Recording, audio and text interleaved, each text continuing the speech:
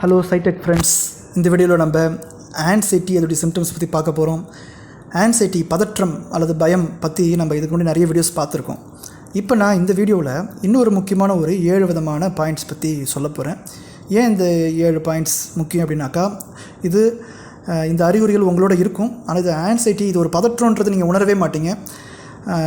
So இந்த மாதிரியான அறிகுறிகள் ஒருவேளை உங்களுக்கு ஆன்சைட்டியாக இருக்கிறதுக்கு வாய்ப்பு இருக்குது.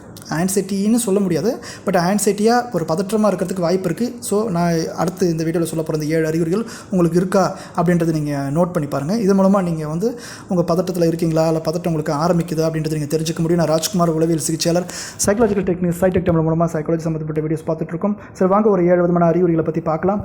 இந்த அறிகுறிகளில் முதல்ல நான் சொல்கிறது என்ன அப்படின்னு கேட்டிங்கனாக்கா, இந்த கை இருக்குல்ல, இது எப்பயுமே தலையை கோதிக்கிட்டே இருக்கும். தலையை வச்சு நோண்டிக்கிட்டே இருக்கும். முடியை பேனா வச்சு முடியை சுற்றிக்கிட்டே இருக்கும். நகம் கடிச்சிக்கிட்டே இருக்கும். என்ன சொல்கிறது, உடம்புல இருக்கிற அந்த சதையை, ஸ்கின்னை பிச்சுக்கிட்டு இருக்கும்.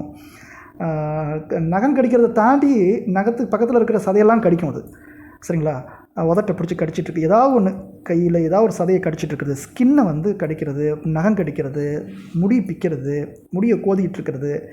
இந்த மாதிரி அடிக்கடி நீங்கள் பண்ணிகிட்ருக்கீங்க, இல்லை தொடர்ச்சியாக பண்ணிகிட்ருக்கீங்கன்னா நீங்கள் பதட்டமாக இருக்கீங்க அப்படின்றதுக்கான இது ரொம்ப முக்கியமான ஒரு அறிகுறியாக கருதப்படுது. இவைகள் பதட்டமாக இருக்கிறதுக்கான வாய்ப்புகள் இருக்குது. ரெண்டாவது விஷயம் பார்ப்போம்.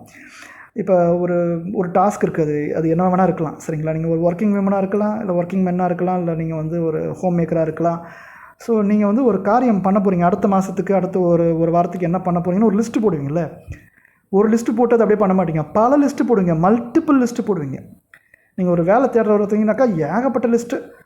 நீங்கள் ஒரு காய்கறி மார்க்கெட்டுக்கு போகிறீங்கன்னா, இதுக்கு இந்த லிஸ்ட்டை அடித்து லிஸ்ட்டு போடுறது. இப்படி போட்டால் கரெக்டாக இருக்குமா, அப்படி போட்டால் கரெக்டாக இருக்குமா அப்படின்னு போட்டு நிறைய லிஸ்ட்டு போடுறது. ஆஃபீஸில் எந்தெந்த வேலையை பார்க்கணும், அடுத்த ஒரு வாரத்துக்கு, அடுத்த ஒரு மாதத்துக்கு நீங்கள் லிஸ்ட்டு போட்டிங்கன்னா, ஒரு லிஸ்ட்டு போட்டு அதை அடிக்கிறது, இன்னொரு லிஸ்ட்டு போட்டு அதை அடிக்கிறது, இந்த லிஸ்ட்டை போட்டு கரெக்ட் பண்ணுறது.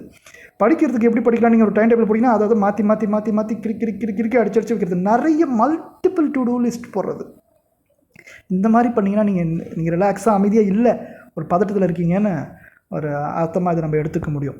மூணாவது விஷயம், தூக்கம் கெட்டு போகிறது. தூக்கம் கெட்டு போகிறதுனா எப்படி, ஒரு ஹோல் நைட்டு தூங்காமல் இருக்கிறது, ஒரு முழு நைட்டும் தூக்கம் வராமல் நீங்கள் கஷ்டப்படுறது. இப்படி இருக்கீங்களா, அது ஒரு நைட் ஸ்டடியாக இருக்கலாம், இல்லை நைட்டு ஒர்க்காக இருக்கலாம், இல்லை படுத்துக்கிட்டு தூங்காமலே தூக்கம் வரலையேன்னு நீங்கள் விடிஞ்சிடும். குருவி காக்கா கத்துற சேவல் கத்துற சத்தெல்லாம் கேட்கும். விடிஞ்சு போச்சு, 4 ஆயிடுச்சு மணி. சரிங்களா, ஸோ அந்த அளவுக்கு நீங்கள் ஃபுல் நைட்டு தூங்காமலே இருக்கீங்களா அப்படின்னாக்கா, அது நீங்கள் ஒரு வேளை பதட்டத்தில் இருக்கலாம் அப்படின்றதுக்கெல்லாம் நிறைய வாய்ப்புலாம் இருக்குது. நல்லது விஷயம் என்ன அப்படின்னா, ஃபியர் லாங்குவேஜ்னு சொல்லுவாங்க. ஃபியர் லாங்குவேஜ்னால் நம்ம நிறைய பேசுகிறோம் நிறைய பேர்கிட்ட. ஆனால் பேசும்போது சில பேர் பேசும்போது எப்படி பேசுவோன்னா, அடிக்கடி இந்த வார்த்தையை பயன்படுத்துவாங்க. என்ன நடக்குமோ தெரியல, பயமாக இருக்குது, கவலையாக இருக்குது, ஒருவேளை இப்படி ஆகிட்டா, இந்த மாதிரி ஆகிட்டா, இப்படி நடந்துடும்னு தோணுது. இப்படியான ஒரு நெகட்டிவான ஒரு பயம் சார்ந்த வார்த்தைகளை யாரிடமும் எல்லாரிடமும் பேசும்போது பயன்படுத்திக்கிட்டே இருப்பாங்க. எல்லாத்துலேயும் ஒரு கவலை, பயம் உள்ளே இருக்கிறது வேறு, வார்த்தையே வரும். பயமாக இருக்குது, கவலையாக இருக்குது, கஷ்டமாக இருக்குது, இப்படி ஆகிடும், இந்த மாதிரி நடந்துடும் அப்படின்னு சொல்லிக்கிட்டே இருப்பாங்க. ஸோ இப்படி சொல்லிக்கிட்டே இருக்காங்கன்னா, அவங்க ஒரு ஆன்சைட்டிக்குள்ளே போகிறதுக்கான, இல்லை ஆன்சைட்டிக்கான ஒரு அறிகுறியாக கூட அது இருக்கலாம். அஞ்சாவது விஷயம் பார்ப்போம். ஒரு இடத்துல அமைதியாக உட்கார முடியாது. என்ன பண்ணுவாங்க, காலை ஆட்டிக்கிட்டே இருக்கிறது, காலை எடுத்து தரையில் டப்னு தட்டிக்கிட்டே இருக்கிறது, நெளிஞ்சிக்கிட்டே இருக்கிறது, உடம்பு ஆடிக்கிட்டே இருக்கிறது, எழுந்து உட்கார்றது. இந்த மாதிரி இருக்காங்கனாலும் அவங்க ஒரு பதட்டத்தில் இருக்காங்கன்னு நம்ம ஈஸியாக ஐடென்டிஃபை பண்ணிக்க முடியும். அது ஏடிஹெச்டின்னு சொல்லக்கூடிய இதுலேயும் பார்த்திங்கனாக்கா இந்த அறிகுறி வருது. ஆனால் ஸோ இது பதட்டத்துக்கான ஒரு அறிகுறியாகவும் இருக்கலாம் அப்படின்னு நம்ம எடுத்துக்கலாம். ஆறாவது விஷயம் பார்த்திங்கனாக்கா, நிறைய சாரி சொல்லிக்கிட்டே இருப்பாங்க. எதுக்கு எடுத்தாலும் அப்பாலஜைஸ் பண்ணிகிட்டு இருப்பாங்க.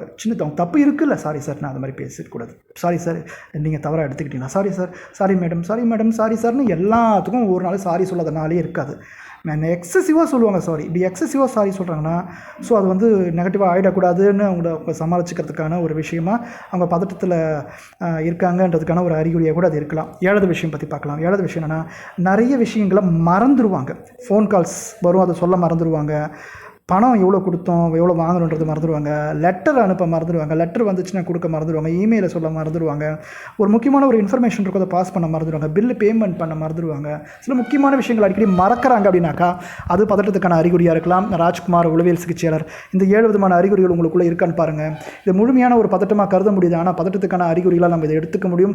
இது பிற்காலத்தில் ஒரு பதட்ட நோய்க்குள்ளே போகிறதுக்கான வாய்ப்புகளும் இருக்கலாம். அப்படின்றதுக்காக தான் இந்த விஷயங்கள் நான் ஷேர் பண்ணுறேன். இந்த வீடியோ உங்களுக்கு உண்மையிலே பிடிச்சிருந்தாக்கா லைக் பண்ணிங்க, ஷேர் பண்ணிங்க, சப்ஸ்கிரைப் பண்ணி வச்சுங்க, பெல் பட்டனையும் கிளிக் பண்ணிங்க. தேங்க்யூ ஃபார் வாட்சிங்.